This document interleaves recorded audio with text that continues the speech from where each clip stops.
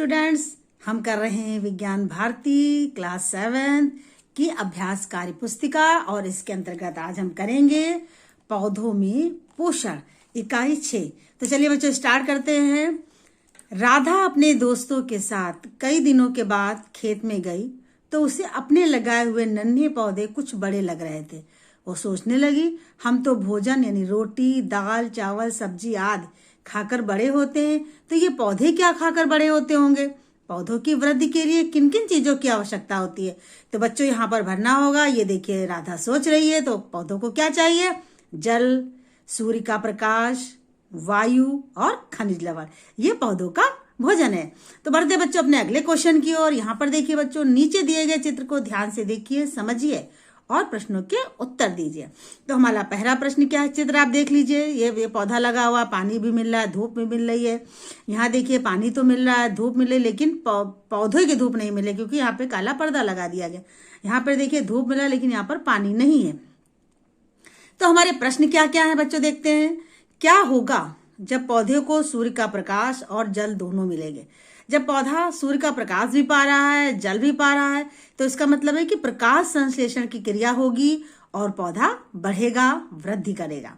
दूसरा प्रश्न है, क्या होगा जब पौधे को एक काले पर्दे से ढक दिया जाए? अगर चित्र 2 में देखिए कि पौधा है, पानी भी मिल रहा है, सूर्य का प्रकाश है, लेकिन सूर्य का प्रकाश पौधे तक नहीं पहुंच रहा है, काला पर्दा लगा हुआ। काले पर्दे से जब सूर्य के प्रकाश की अनुपस्थिति हो जाएगी तो क्या होगा? काले कपड़े के ढकने पर सूर्य का प्रकाश जब पौधे को नहीं मिल पाएगा, तो जिससे क्या होगा कि प्रकाश संश्लेषण की क्रिया संपन्न नहीं होगी। अब जब प्रकाश संश्लेषण की क्रिया संपन्न नहीं होगी तो क्या होगा कि पौधा मुरझा जाएगा और वो मुरझाकर क्या हो जाएगा?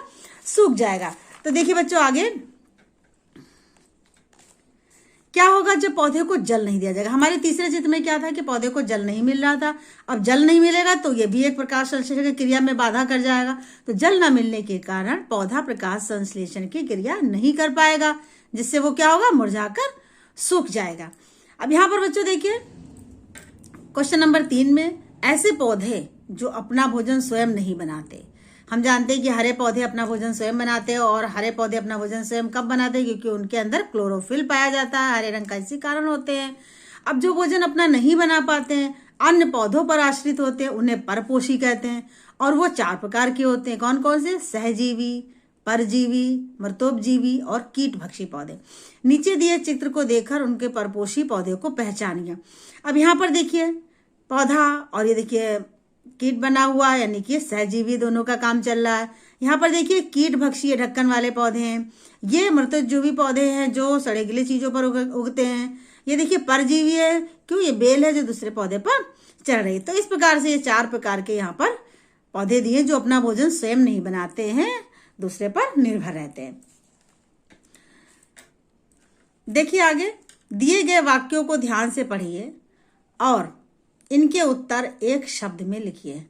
पौधों में भोजन बनाने की प्रक्रिया क्या कहलाती है? बच्चों, पौधों में भोजन बनाने की प्रक्रिया क्या कहलाएगी? प्रकाश संश्लेषण। तो पौधे में भोजन बनाने की प्रक्रिया प्रकाश संश्लेषण कहलाती है। पीले रंग का रस्सी का जैसा पौधा जो अपना भोजन स्वयं नहीं बनाता, दूसरे पौधे पर निर्भर रहता है, उसे कहते हैं अमर बेल। एक ढक्कनदार घड़े के आकार का पौधा जो कीटों को खाकर नाइट्रोजन प्राप्त करता है, कौन सा पौधा होता है? कीट भक्षी पौधा। छाते के आकार का उच्च प्रोटीन युक्त सड़े गले कार्बनिक पदार्थों से भोजन प्राप्त करने वाला पौधा होता है मशरूम। यहाँ देखिए सही उत्तरों को चुनिए।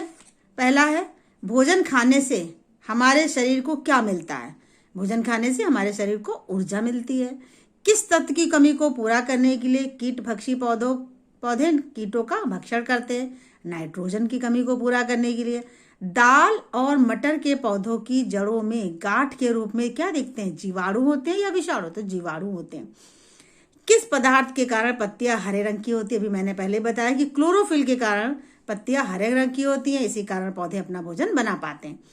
पौधों द्वारा भोजन ग्लूकोज बनाने की प्रक्रिया कहलाती है प्रकाश संश्लेषण की या वाष्पोत्सर्जन की? तो प्रकाश संश्लेषण की क्रिया के द्वारा ही भोजन बनता है। पृथ्वी पर ऊर्जा का मुख्य स्रोत क्या है? सूर्य है। ब्रेड में बरसात के दिनों में नमी की अधिकता के कारण लग जाती है, क्या लग जाती? काई या फफूंदी? फफूंदी लग जाती है। अब देखिए हमारा अगला क्वेश्चन है, नीचे दिए गए समीकरण को पूरा कीजिए। 6CO2 प्लस 6H2O, सूर्य का प्रकाश, क्लोरोफिल, तब जाकर यहाँ पर ग्लूकोज बनता है C6H12O6 और कार्बन और ऑक्सीजन गैस निकलती है। बच्चों, कुछ फसलों की जड़ों में आपने गांठों को देखा होगा। इन गांठों में राइजोबियम जीवाणु कुछ विशेष प्रकार के पौधों की जड़ों में पाए जाते हैं। चित्र को ध्यान से देखिए और किन्हीं 2 पौधों के नाम बताइए जिनकी जड़ों में ग्रंथियां गांठें पाई जाती। अब यहाँ पर बच्चों देखिए चित्र बना, देखिए इनकी जड़ें, ये देखिए गांठें पाई जा रही हैं, है ना। तो ऐसे 2 पौधों के आपको नाम बताने हैं। वो 2 पौधे कौन कौन से? तो चना और मटर, ये 2 पौधे हैं जिनमें ये गांठें पाई जाती हैं। तो आगे देखिए बच्चों, इस पृथ्वी पर ऊर्जा एकमात्र भंडार है। ऊर्जा का एकमात्र भंडार सूर्य है।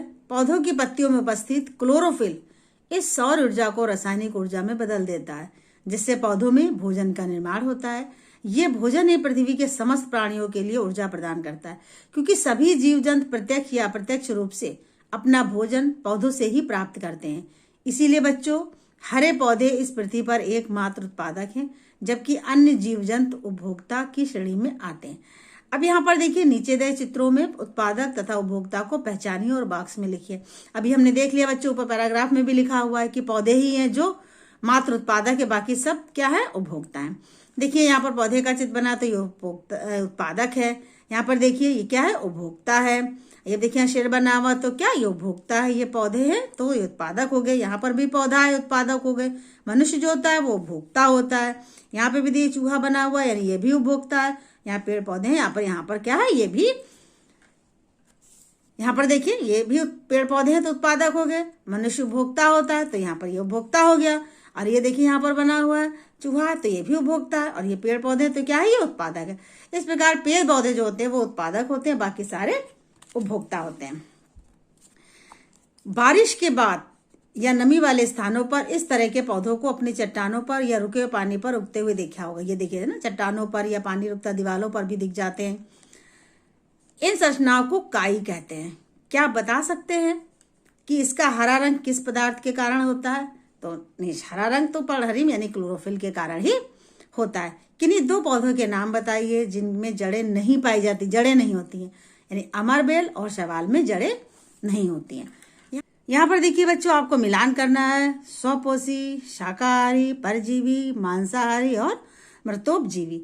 यहाँ पर देखिए स्वपोषी कौन होते हैं? जो अपना भोजन स्वयं बनाते हैं, तो इसलिए हमने यहाँ पर पौधों से मिला दिया। शाकाहारी जो केवल शाकाहारी चीजें खाते हैं, पेड़ पौधों को खाते हैं, यानी ये यहाँ पर देखिए गाय हो गई। अब देखिए परजीवी है। परजीवी किससे? ये देखिए अमरबेल से मिल गई। मांसाहारी जो केवल मांस खाते हैं, तो ये देखिए शेर से मिला दिया। मृतोपजीवी जो सड़ी गली चीजों पर उगते हैं, यानी कि छाते की तरह, ये देखिए यहाँ पर इससे मिला दिया। तो इस तरीके से मिलान भी बहुत आसान था बच्चों। देखिए आगे क्या क्वेश्चन है। यहाँ पर देखिए, निम्नलिखित में से कौन सा कथन सत्य है या असत्य? यहाँ पर आपको सत्य और असत्य लिखना है। कार्बन डाइऑक्साइड गैस प्रकाश संश्लेषण के आवश्यक है, तो यह सत्य है। मशरूम में प्रोटीन नहीं पाई जाती, यह असत्य, क्योंकि मशरूम तो उच्च कोटि का प्रोटीन पाया जाता है, तो यानी असत्य हो गया। नाइट्रोजन पौधों के लिए अत्यंत आवश्यक है, ये भी सत्य है। कीट भक्षी पौधे नाइट्रोजन की अधिकता वाले स्थानों में पाए जाते हैं, ये गलत है, क्योंकि जो है अधिकता वाले स्थानों में, क्योंकि वो अपने नाइट्रोजन की कमी को पूरा करने के लिए ही जो है उसको कमी को पूरा करते हैं। अमर बेल में जड़ें नहीं होती हैं, तो ये भी सत्य है। अब आगे देखिए बच्चों, सूर्य से क्या मिलती है? सौर ऊर्जा मिलती है। ये देखिए कार्बन का से यहाँ पर आपको चित्र में नामांकित करना है, तो यहाँ पे कार्बन डाइऑक्साइड है, फिर ये क्या निकालती है? ऑक्सीजन गैस निकालती है। और जड़ें क्या लेती हैं? जल और खनिज लवण लेते हैं, यानी जल और खनिज लवण लेना है पौधों को, कार्बन डाइऑक्साइड गैस लेना है, सूर्य की ऊर्जा लेना है, प्रकाश संश्लेषण की क्रिया होगी और यहाँ पर ऑक्सीजन गैस निकलेगा और भोजन का निर्माण होगा। ये देखिए आपका प्रोजेक्ट कार क्या है? ब्रेड को नमी वाले स्थान पर 3-4 दिन के बाद देखिए क्या होता है। आप ब्रेड ले लीजिए और उसको क्या करिए? नमी वाले स्थान पर रख दीजिए, फिर देखिए कि उसमें क्या होता है। तो आप देखेंगे कि उस ब्रेड पर भूरे रंग का पाउडर जैसा दिखता है। ये फफूंद राइजोपस होता है, यानी उस पर क्या होती है? फफूंद लग जाती है उसके ऊपर। तो इस तरीके से बच्चों ये लेसन हमारा होता है खत्म। और आप कोई एक जरूर अच्छा काम कीजिए, एक मैसेज कीजिए, क्योंकि आपके लिए मैसेज यही है कि आप खूब मन लगाकर पढ़ें। जरूरी नहीं है कि चिरागों से घर रोशन हो, जरूरी नहीं है कि चिरागों से घर रोशन हो, शिक्षा से भी घर रोशन हो सकते हैं। तो आप शिक्षा से अपने घरों को रोशन कीजिए बच्चों। Good bye.